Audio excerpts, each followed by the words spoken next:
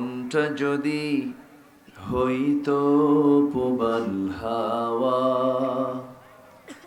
হইতো যদি শুভ্র কবুতর,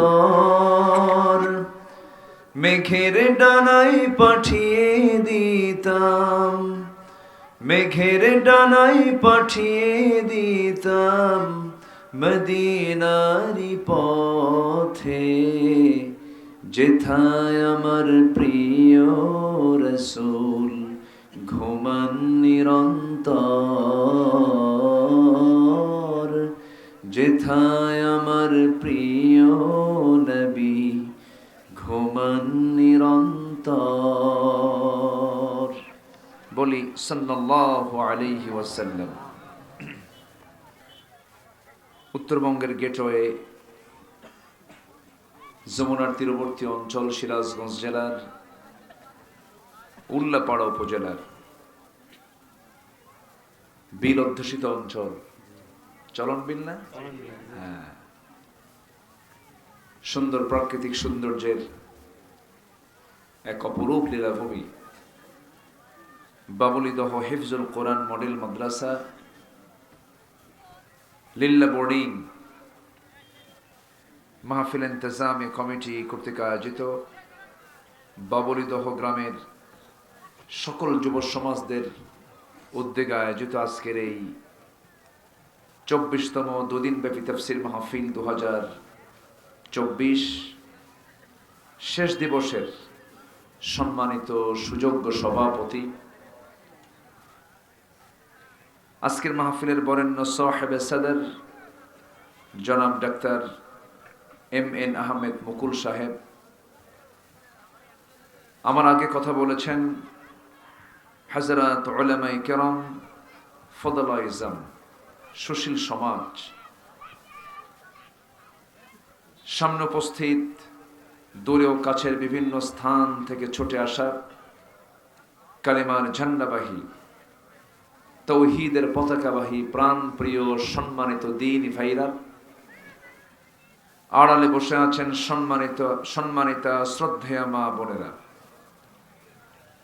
এবং আজকের মাহফিলের বরেণ্য অতিথি আমার ডান পাশে বসা ছিলেন দক্ষিণ এশিয়ার বৃহত্তম ইসলামী। সবাই কেমন আছেন?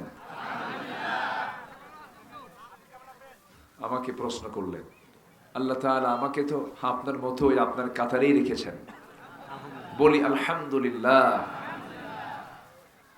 আল্লাহ তাআলা আমাদেরকে একটা অনুকূল পরিবেশ, একটি সুস্থ সুন্দর একটি নিরাপদ পরিবেশ উপহার দিয়েছেন কোরআন শোনার জন্য। বলি আলহামদুলিল্লাহ। হয়তোবা এই পরিবেশ না আসলে আজকের মাহফিলই হতো না, আমার হয়তো এখানে আসা হতো না। কেমন করে যেন কি হয়ে গেল। কেউ যেটা পারে না সেটা পারেন কে? আসতে বলবেন না কে? কেউ যেটা বোঝে না সেটা বোঝেন কে? প্রায় শুনতাম, কানে আসতো, না মরা পর্যন্ত উপায় নাই। আসতো না, কানে আসতো না এই কথা? না মরলে হবে না, মরা পর্যন্ত উপায় নাই। অনেক কিছু আমরা মন্তব্য করেছি, মন্তব্যের তো আর কোনো গন্তব্য নাই, মন্তব্য করতেই থাকে। সম্মানিত ভাইয়েরা, কিন্তু ফেরাউনি চরিত্র নিয়েই যারা আসবে পৃথিবীতে, তাদের অবস্থা ফেরাউনদের মতোই তো হবে, ঠিক আছে না? ফেরাউন পৃথিবীতে বেঁচে ছিল হলো 1600 বছর, এরা ছিল হলো 16 বছর। সংখ্যার কি মিল দেখছেন? মিল তো থাকতেই হবে, কারণ কিছু মিল তো আছে। আল্লাহর মেহেরবানি, আল্লাহ তাআলা একটা পরিবেশ তৈরি করে দিয়েছেন। বলি আলহামদুলিল্লাহ। সবাই বলছে আল্লাহুম্মা ইন্নী আসআলুকা আল হুদা ওয়াত তুকা ওয়াল আফাফা ওয়াল গিনা। আমরা আল্লাহ তাআলার শুকর আদায় করে নিলাম। এখানে আমরা যারা বসে আছি, বর্ষাকালে এখানে কতটুকু পানি? হ্যাঁ ওরে 2 মানুষ না, কি ভূমিকম্প হলো কেন, কি হয়েছে? বসেন। প্রত্যেকদিন মঞ্চ থেকে কিছু লোক পড়ে, তো প্রত্যেকদিন মঞ্চে উঠতে হয়, কিছু লোক পড়েও যায়, চেয়ার ভাঙে। এখন তো প্লাস্টিকের চেয়ারের তো পাওয়ার তো কোনো নাই, কোনো জোর নাই, তো একটু ডিসপ্লেস হলেই কামসারা হয়ে যায়। সব এখন ওয়ান টাইম ইউজ। সম্মানিত ভাইয়েরা, মাগরিবের পর আজান শেষ করে নামাজ পড়ে ওঠার কথা আমাকে এরকম করে বলা হয়েছে, কিন্তু রাস্তার যে দশা, এদিকে তো মালাকুল মউত আসতেও চিন্তা করবে, মানে কথার কথা বলতেছি, কিন্তু উপায় তো নাই। এতে মানে চলন বিল অধ্যুষিত একটা মজা আছে, সে মজাটা হলো পানির দিনে মজা আছে, ঝামেলা কম, তাই না? ঝামেলা কম। তখন কি সুন্দর, মানে যত জার্নি আছে পৃথিবীতে, সবচাইতে জার্নি বাই বোট, নৌকার যে জার্নিটা, এটা সবচাইতে মজার জার্নি হয়। বিমানে খুব একটা আরাম নাই, আর স্থলপথে তো কোমর নাই, বোঝেন নাই? কিন্তু পানিতে যদি কেউ জার্নি করে, এটা সকল জার্নির চাইতে একটা নিরাপদ এবং অত্যন্ত সুন্দর একটা জার্নি। এটা আপনারা মোটামুটি 6 মাস পান, আলহামদুলিল্লাহ। বিয়ে সাথে কোন মাসে বেশি হয়? এই তো লাইনে আসছে, মানে আষাঢ় শ্রাবণ ভাদ্র। অন্য এলাকায় বিয়ে হয় না, কিন্তু এলাকায় বিয়ে হয়, সুবিধা হয়, যোগাযোগটা ভালো থাকে। যাই হোক, কিছু কুশল বিনিময় করলাম, কিছু কথা হলো। আসুন আমরা যে মূল লক্ষ্যে, যেটার জন্য আসছি, আমরা কিছু খোরাক নেবার জন্য। কিসের খোরাক? পেটের খোরাক না রুহের খোরাক? বলেন, পেটের খোরাক না রুহের খোরাক? পেটের খোরাক কিছুক্ষণ খাইলেই শেষ, পরে আর থাকে না। কিন্তু রুহের খোরাক এটা এমন একটা খোরাক যেটার প্রাপ্তি জান্নাত পর্যন্ত। বলি আলহামদুলিল্লাহ। আমাকে খুব অল্প সময় তারা দাওয়াত দিয়েছেন, মাত্র 1 মাস 1.5 মাস আগে বলেছেন হয়তোবা। আমার সময় ছিল না। আজকে মূল শিডিউলটা আমার আছে বহুদূরে, সে পাবনা শহরে, 9টায় সেখানে ওঠার কথা। তো বলা হলো আপনি একটু আসেন, একটু দোয়া দিয়ে যান, একটু আসবেন আপনি। তা আমি এসেছি। আমিও চাই না যে এই মানে মানুষ আসতেছে, কিন্তু রাস্তা দিয়ে আমি লক্ষ্য করছিলাম প্রচুর মানুষ আসতেছে। হয়তো আমি চলে যাওয়ার পরও কিছু লোক আসবে, কিন্তু আমি চাইনি যে এরকম করে আমি মাগরিব পরে উঠি। আমারও মন চাচ্ছিল যে সবার সঙ্গেই প্রাণ খুলে কথা বলবো, কিন্তু প্রথমেই ক্ষমা চেয়ে নিচ্ছি। এবার একটু আসলাম, তো আগামীতে যদি সুযোগ হয় ফুল একটা টাইম আমি রাত্রির জন্য দেওয়ার চেষ্টা করব। জোরে বলি ইনশাআল্লাহ। এই কথাটা আগে বলে দিলাম, কারণ অনেকের একটু মন টন খারাপ থাকতে পারে, কিন্তু আমাকে কিন্তু আপনারা এরকম করে আমাকে দাওয়াত দিয়েছেন। এখন আমার দেশে আবার একটা সিস্টেম হলো, ওয়াজে বসলাম, যদি 2 ঘন্টায় ওয়াজ না হয়, এটা কোনো ওয়াজ হলো? এরকম কিছু লোক আছে।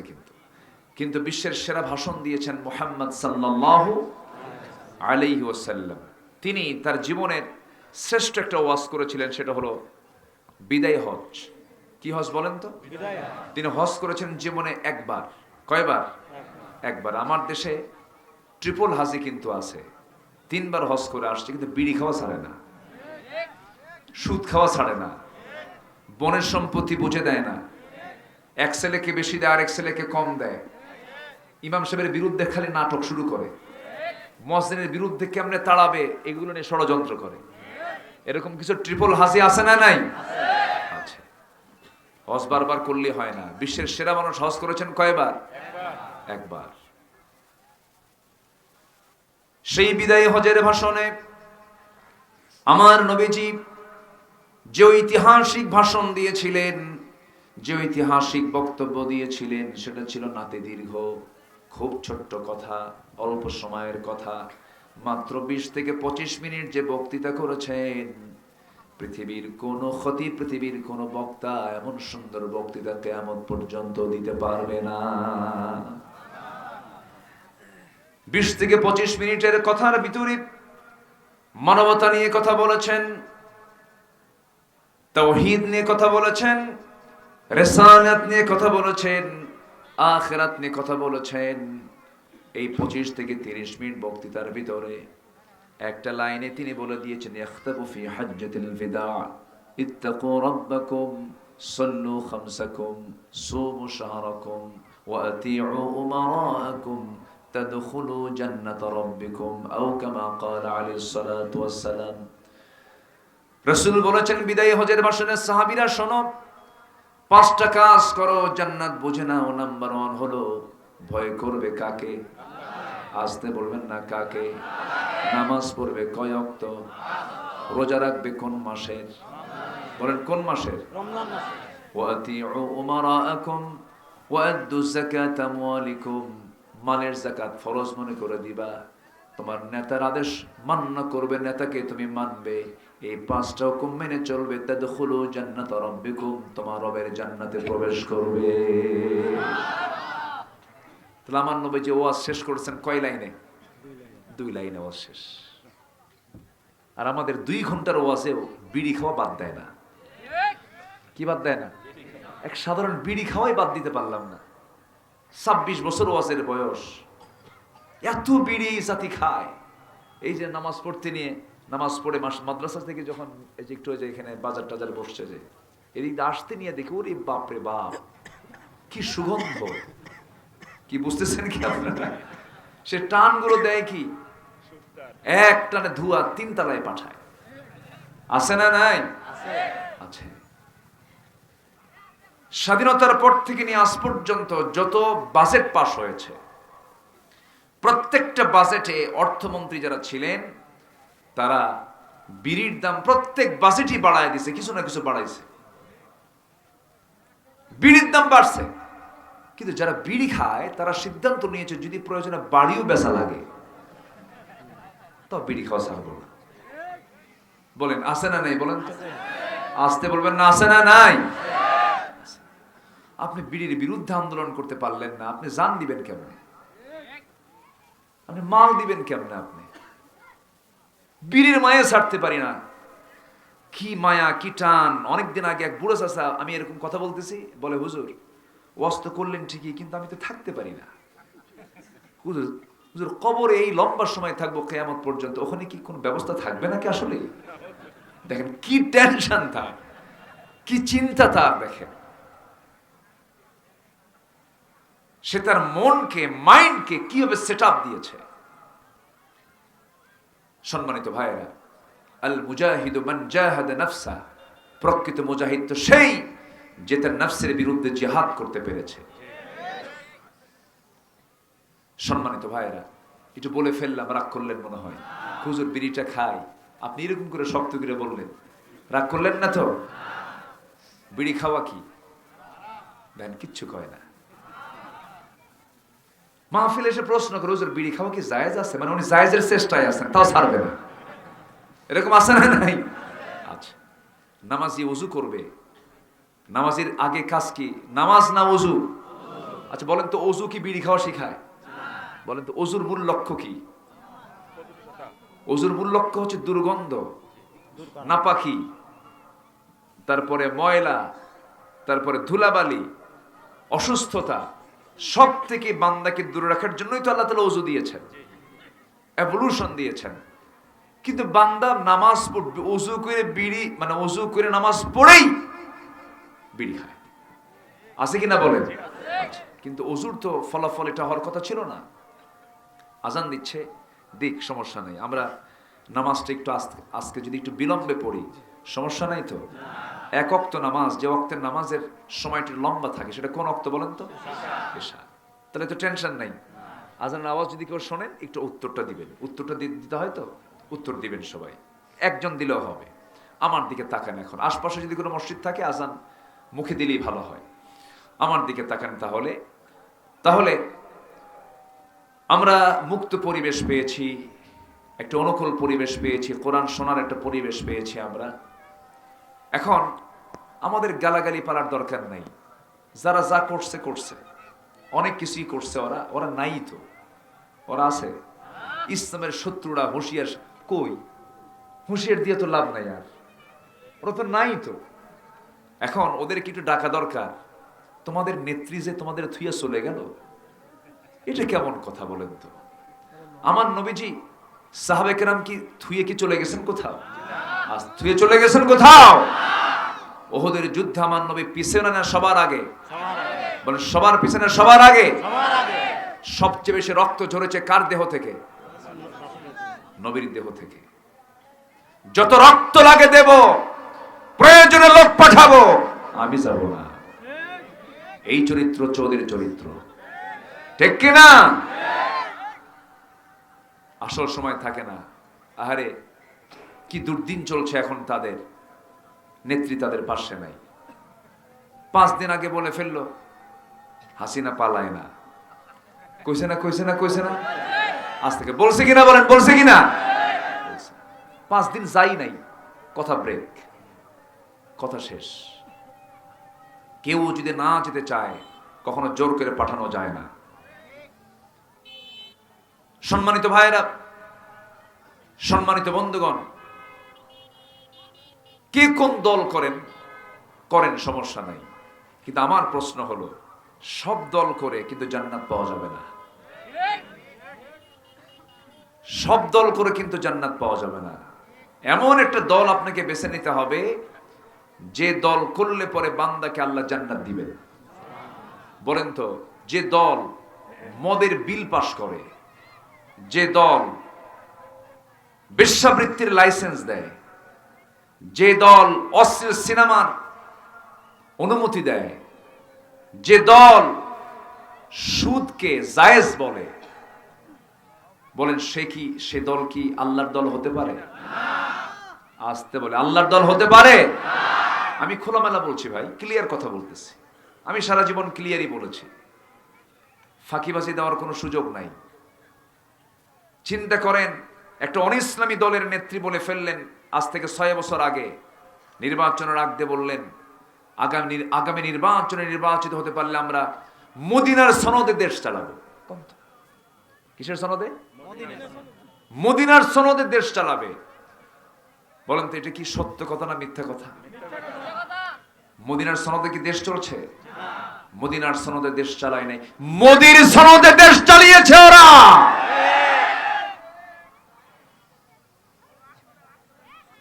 অনেক কিছু করেছে, আল্লামা সাইদের রক্ত নিয়ে তারা খেলেছে।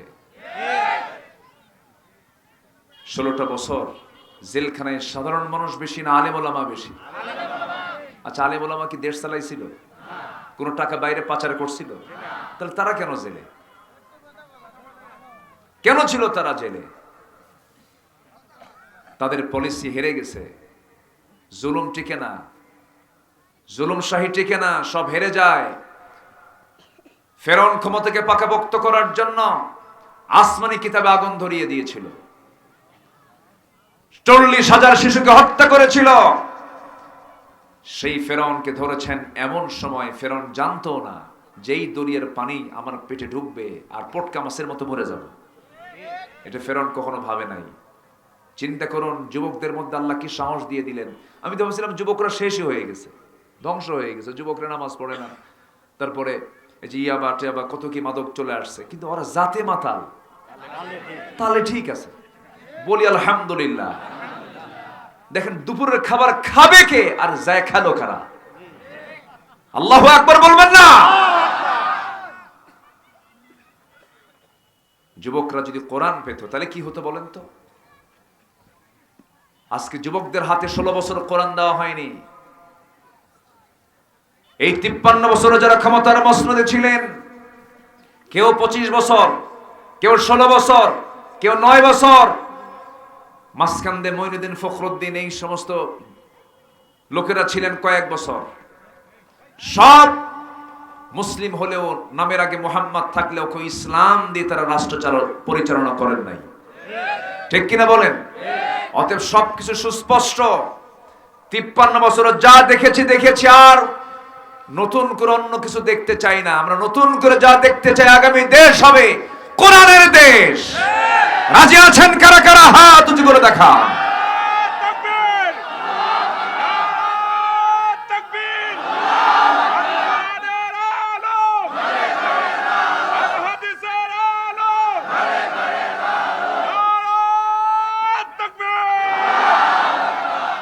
আল্লাহ কবুল করুন, আল্লাহ কবুল করুন, আল্লাহ কবুল করুন। রাগ করলেন নাকি? রাগ করলেন? কিন্তু কোরআন দিয়ে দেশ চালাতে গেলে এর পক্ষে কাজ করার দরকার আছে না নাই? আর কাজ করার জন্য কিছু নিজের ব্যক্তিগত যোগ্যতার দরকার আছে না নাই?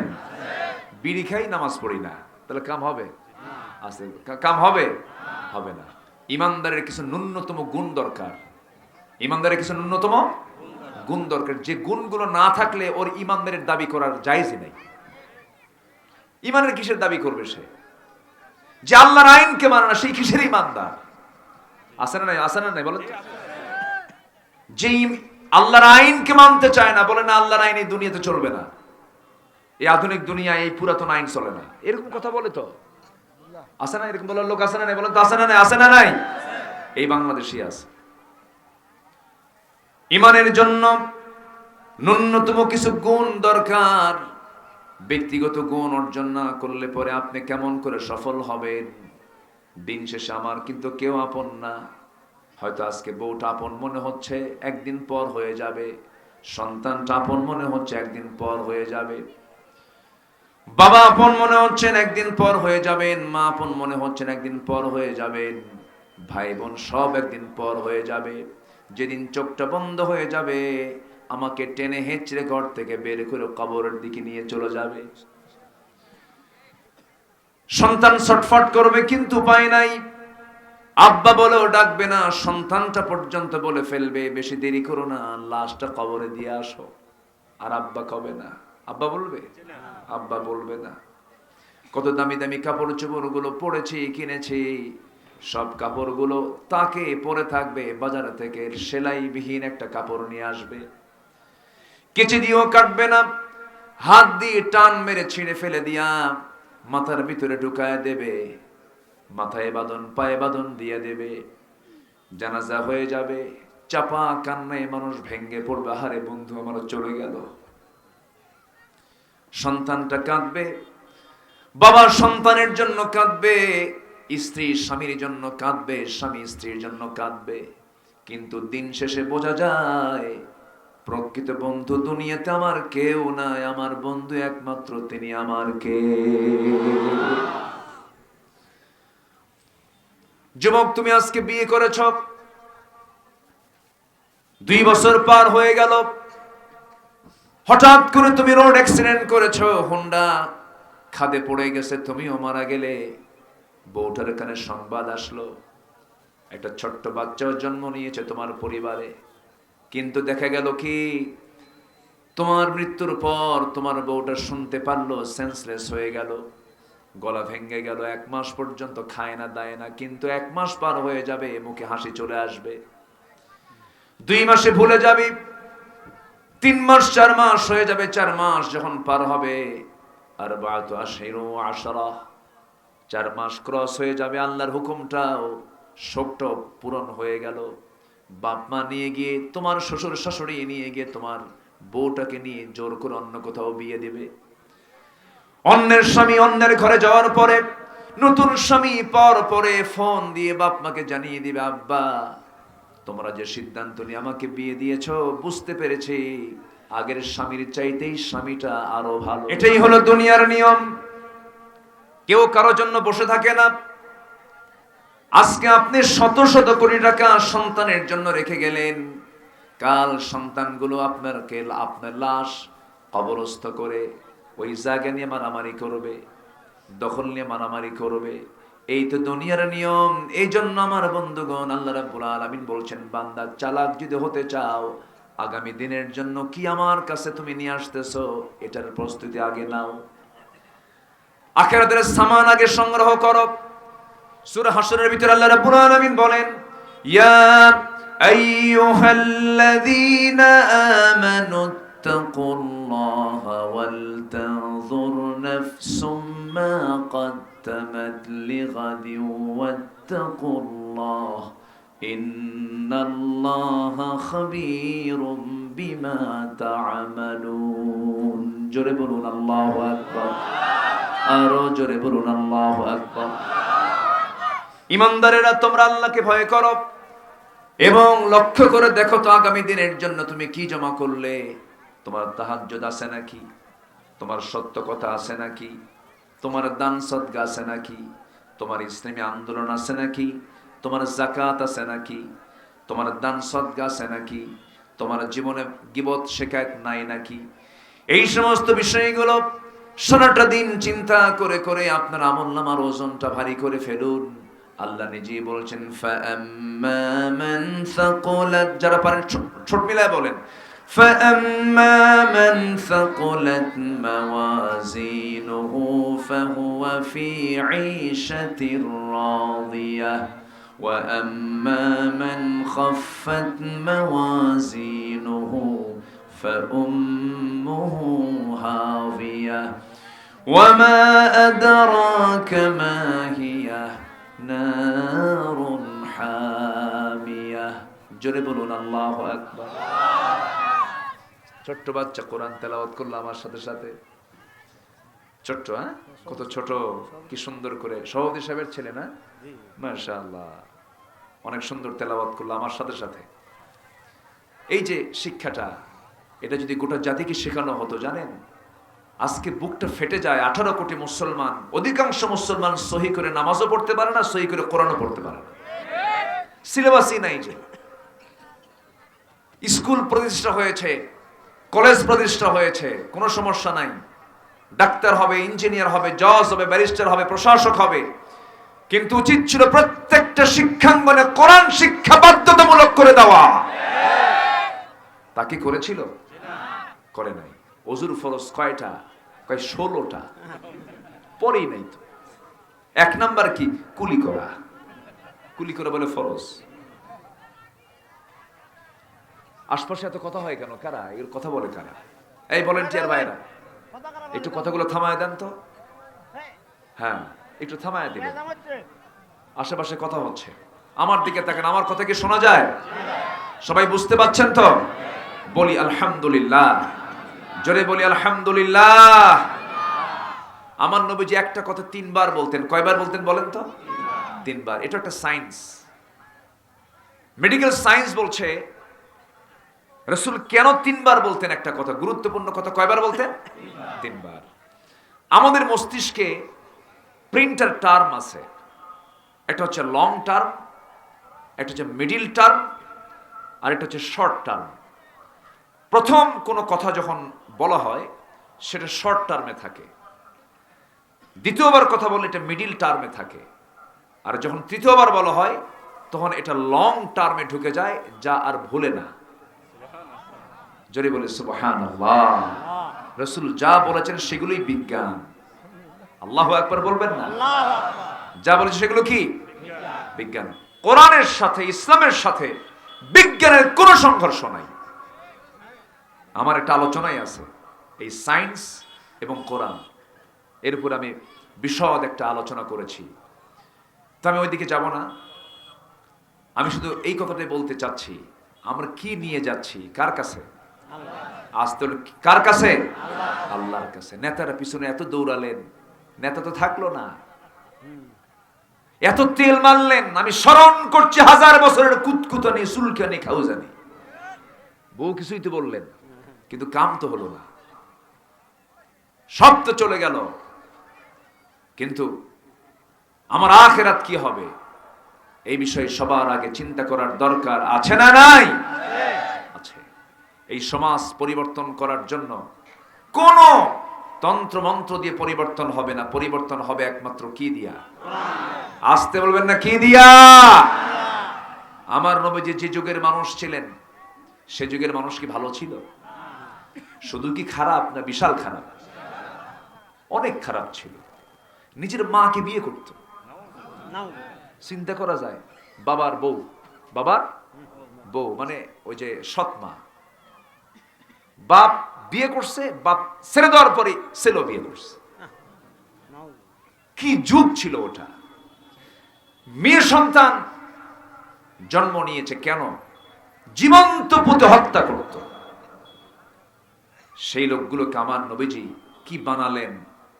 সেই সমাজের লোকগুলো হলো আবু বকর, ওমর, উসমান, আলী, খালিদ, জাফর বিন আবু তালিব, আব্দুল্লাহ বিন রাওহা, তালহা, জুবাইর রাদিয়াল্লাহু আনহুম, যারা দুনিয়াতে বসে জান্নাতের সংবাদ পেয়ে গেছে। তাহলে কি কোন জাদু দিয়া? কোন জাদু না। কি দিয়া? আসতে বলবেন না, কি দিয়া? শিক্ষার বিপ্লব না ঘটালে জাতির বিপ্লব হবে না। শিক্ষাকে কুক্ষিগত করে রেখেছে, ইসলামী শিক্ষাকে। এটা সম্প্রসারণ করার দরকার আছে না নাই? শিক্ষার বিপ্লব ঘটাতে হবে। সম্মানিত ভাইয়েরা, আমার নবীর সামনে এক সাহাবী কান্দেন। রাসূল বলেন, কান্দো কেন? কি হয়েছে? তুমি ইসলাম কবুল করছো, তোমার কি কষ্ট? হুজুর, ইসলাম কবুল করছি, কিন্তু আমার মনে খুব প্রশান্তি, কিন্তু একটা বিষয়ে খুব অশান্তির মধ্যে আছি। তো প্রশান্তির মধ্যে আবার অশান্তি কেন? কি হয়েছে বলো? প্রশান্তি নিয়ে থাকো। হুজুর, ইসলামের প্রশান্তি তো পাচ্ছি, কিন্তু একটা বিষয়ে খুব অশান্তি। কি? আমার মনে হয় সব গুনাহ মাফ হবে, মনে হয় একটা গুনাহ আমার মাফ হবে না। হুজুর, কি করছো? বসো। নবীর সামনে হাঁটু করে বসলেন। রাসূল সবার সঙ্গে ফ্রি হয়ে বলতেন কথা, ছোট হোক বড় হোক, ভাব নিতেন না। কিছু ভাবের লোক আছে না, রাসূলের মধ্যে কোনো ভাব ছিল না। আলহামদুলিল্লাহ বলবেন না? কি ছিল না? ভাব ছিল না। কালো মানুষ, সুন্দর করে কথা বলতেন। বেলাল ধলা না কালো? বিশ্বের সেরা সুন্দর কে? মুহাম্মদ সাল্লাল্লাহু। রাসূল ইমাম, আর মুয়াজ্জিন কে? ধলা না কালো? দেখেন, একটা শ্রেষ্ঠ মানুষের পাশে একটা কালো মানুষকে রাসূল বেলালকে মুয়াজ্জিন বানায় বুঝায় দিচ্ছেন, কালো ধলা কিচ্ছু না। জোরে বলেন সুবহানাল্লাহ। আমার নবী যে ফ্রি হয়ে কথা বলতেন। সাহাবী, বসো তো তুমি, কি হয়েছে তোমার? রাসূল মাঝে মাঝে ওয়াজ শুনতেন, সাহাবীদের কথাগুলো শুনতেন। রাসূল শুধু বলতেন না, শুনতেন। কিছু কিছু লোক আছে খালি কয়, বলার চান্স নাই। এরকম লোক আছে না নাই বলেন তো? রাসূল শুনতেন। এক সাহাবী সামনে থেকে দাঁড়ায় বলে, হুজুর, আমার একটা ওয়াজ আপনি শুনেন। বলো, কি ওয়াজ করবে বলো। সাহাবী কয়, হুজুর, আমার ওয়াজ কি আর এই সময়ের ওয়াজ নাকি? জাহিলি যুগে আমি একটা মূর্তির পূজা করতাম, সেই মূর্তিটা আমি বুকে লালন করতাম, খুব সম্মান করতাম, দেবতাকে মানতাম, ভাগ্যের প্রতীক মনে করতাম। একদিন লম্বা সফরে বের হলাম, মূর্তিটাকে সাথে করে নিয়া, প্রতিমাকে সাথে করে নিয়া রওনা দিয়ে মাঝপথে আমার পেশাবের চাপ চাপলো, শৌচকার্যের প্রয়োজন হলো। আমি এখন এই দেবতা নিয়ে কেমনে যাই ওই নাপাকি জায়গায়? আমি মূর্তিটা রাখবো কোথায় চিন্তা করে করে একটা উঁচু জায়গায় সেফ জোনে রেখে দিলাম। সুন্দর একটা জায়গায় রেখে দিয়ে আমি আড়ালে চলে গেলাম। কিন্তু এসে দেখি ওই সেফ জোনে আমার সেই প্রতিমা রাখার পরও এখানে এসে দেখি সেই প্রতিমার মাথা থেকে পা পর্যন্ত আবদমস্তক পানি দিয়া সয়লাব হয়ে গেছে, পানি দিয়ে ভেজা। ভাবলাম, এ বুঝি রহমতের পানি। আমি একটা জিব্বা দিয়ে লেহন করলাম, চাটন মারলাম, দিকে আমতা আমতা গন্ধ। সামনের দিকে তাকায় দেখি কুত্তা লেজ গুটায় গুটাইয়া যায়। কি কথা কি বুঝতেছে? আমার নবী যে ওয়াজ শুনতেছে, কিন্তু কি ওয়াজ দেখেন। সাহাবীরা আওয়াজ দিয়ে হাসে। নবীজি মুস্কি মুস্কি হাসি মেরে বললেন, সাহাবীরা, তোমরা তো হাসতেছো, কিন্তু খুব মজা পাচ্ছি, কিন্তু ওয়াজ তো এখনো শেষ হয় না। এরপরে কি হয়েছে ক? হুজুর, ওই কুকুরের দৃশ্য যখন আমার চোখের সামনে ধরা পড়লো, কুত্তাই তো কাম সারছে, এমন রাগ উঠলো, সারা জীবন তোর সম্মান দিলাম, তোর প্রতি ভরসা রাখলাম, তুই তোর নিজের অস্তিত্ব রক্ষা করতে পারিস না, কিসের রব তুই? হাতের মধ্যে এমন জোরে আছাড় মারলাম, এক আছাড়ে ভেঙ্গে চুরমার হয়ে গেল। আপনার সামনে এসে হুজুর এমন আল্লাহকে পাইলাম, যে আল্লাহ আকাশেরও মালিক, জমিনেরও মালিক। সুবহানাল্লাহ। আমার নবীজি সাহাবায়ে কেরামকে নিয়ে কথা শুনতেন, বলতেন। আমার নবীজি মজা করতেন। একদিন কালো মহিলাকে ডাক দিয়ে বললেন, ও কালো মহিলা, তুমি জান্নাত পাবা না। মহিলা কাঁদতে কাঁদতে শেষ। রাসূল বলেছেন এই কথা। রাসূল বলেছেন, কান্দো কেন? আপনি বলছেন আমি জাহান্নামী। কিন্তু রাসূল বলেন, তুমি জাহান্নামে যাবা কেন? এই কালো সুরত ধারণ করে নয়, তুমি জান্নাত পাবে, কিন্তু পূর্ণিমা রাতের চাঁদের মতো উজ্জ্বল চেহারা নিয়া। আমার নবীজি কথা বলতেন সবার সাথে। ছোট ছোট বাচ্চাগুলো খেলা ছেড়ে দিয়ে নবীর সঙ্গে বসে পড়ত। বউদের সঙ্গে তিনি খুনসুটি করতেন, মজা করতেন। উহুদের প্রান্তর, কণ্টাকে কীর্ণ যুদ্ধের ময়দান, দাঁত ভাঙ্গা রাসূল ওই উহুদের ময়দানে কোন এক রাতের আধারে বললেন, আয়েশা, আমি তোমাকে টাইম দিতেই পারতেছি না, তুমি আমার বউ, তোমার তো হক কিছু আছে। যুদ্ধ একটু থামছে, রাতের বেলা একটু বিরতি চলছে, চলো আজকে আমরা দৌড়ের পাল্লা দেই। সুবহানাল্লাহ বলবেন না? বউ নিয়ে ঘুরবেন, বউ নিয়ে ঘোরা ভালো, বলি আলহামদুলিল্লাহ। বউ নিয়ে ঘুরলে চোখ ঠিক থাকে। বউয়ের সামনে আরেক দিকে ফাসুর ফুসুর করবেন, দারোগা একদম ধরে ফেলবে। হয়তো সারাদিনে দুপুরবেলা কোথাও তাকাইছেন, বউয়ের সামনে কিচ্ছু কবে না, রাস্তায় তো কিছু বলা যাবে না। কিন্তু বাড়িতে আসছেন সন্ধ্যা পর, শুধু বলছেন ঝর্ণা থাও তোমার ঝর্ণা, কি ঠিক আছে কি না? এখন হ্যাঁ, বউ নিয়ে সাথে ঘুরবেন। বউ নিয়ে ঘুরলে ইমান ঠিক থাকে, আলহামদুলিল্লাহ বলেন। অন্যের বউ না, কিন্তু নিজের বউ। জি, আমার নবী যে সময় দিতেন, বউদেরকে সময় দিতেন। আরো জোরে ইনশাআল্লাহ। যতটুকু পারি আমরা, কিন্তু সবাইকে দিতে হবে, মানে কম বেশি যেটাই হোক দিতে হবে সবাইকে, মানে প্রতি মাথা জনেই, প্রত্যেকটা মাথায় যেন এই দানে শামিল হয়। দান একটা ইবাদত, বলি আলহামদুলিল্লাহ। সবাই দেবেন ইনশাআল্লাহ। আল্লাহ তুমি সবাইকে দেওয়ার তৌফিক দাও, জোরে বলি আমিন। যদি কারো কাছে কিচ্ছু না থাকে, হুজুর আমার কাছে কিচ্ছু নাই, বিড়ি থাকলে বিড়িও দেন। আমি কথার কথা বলছি, এত বড় চাদর নেয় নামে এই হ্যাঁ? এইভাবে ও চলন বিলের মানুষ তো, বুদ্ধি আবার চলন বিলের মতোই। আচ্ছা জি, আলহামদুলিল্লাহ।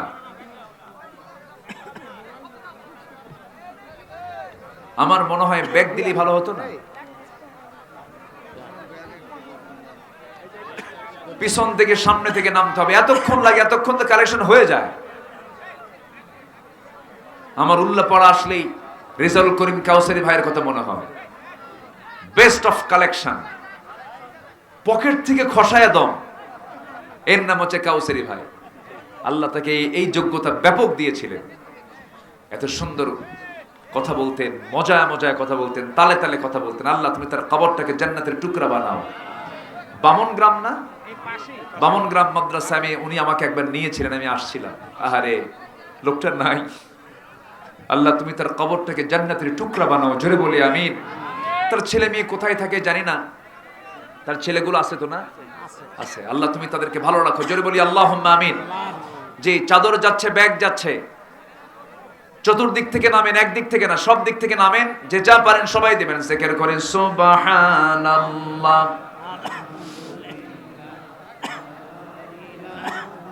হ্যাঁ, ব্যাগগুলো